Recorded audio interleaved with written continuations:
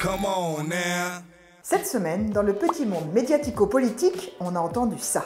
Ces dernières heures de campagne ont été marquées par les propos de Marine Le Pen. Elle a rouvert un dossier que l'on croyait clos.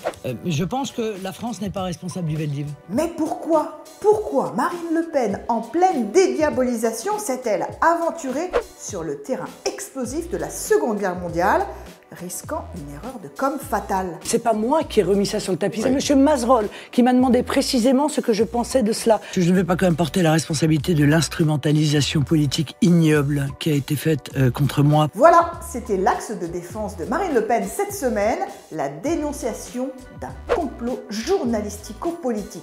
Mais pourtant, elle était préparée à cette question, puisqu'elle avait été posée la semaine d'avant à son bras droit, Florian Philippot. Le discours de Jacques Chirac au Veldiv, est-ce que ça c'est de la repentance? C'est-à-dire que moi, vous savez, j'ai toujours été dans la position traditionnelle de la France, de penser que la France était à Londres. La responsabilité de l'État français dans la collaboration n'est pas un fait historique. De Français, oui, ça c'est évident. De l'État français, non. Vous avez entendu? La réponse de Florian Philippot est exactement la même que celle de Marine Le Pen dimanche dernier.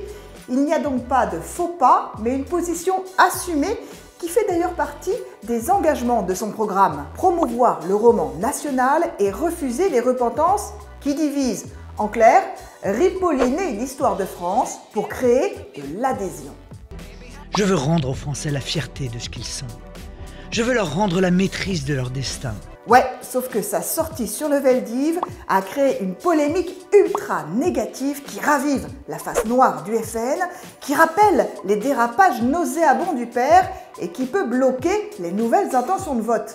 Du coup, cette semaine, Marine Le Pen et ses lieutenants ont labouré les médias avec le même argumentaire. Vichy n'était pas la France, voilà, c'est clair. La France, ce n'est pas le régime de Vichy. Marine Le Pen était dans les traces du général de Gaulle. Je suis du côté des gaullistes. Waouh! Marine Le Pen est donc gaulliste. Et l'opération déminage est même allée plus loin. Marine Le Pen, elle n'est d'ailleurs pas la candidate du Front National. Elle est soutenue par le Front National, ça fait aucun doute. Mais sa candidature, je pense, rassemble tous les patriotes. Ok, Marine Le Pen n'est donc plus la candidate du Front National.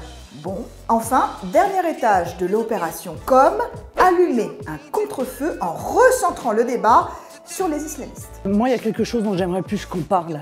C'est l'antisémitisme islamiste. L'expulsion des islamistes radicaux. Quid des conséquences électorales de sa sortie sur le Veldiv dimanche prochain? En attendant, Marine Le Pen n'attire pas les curieux. Elle est parmi les candidats les moins recherchés sur Wikipédia.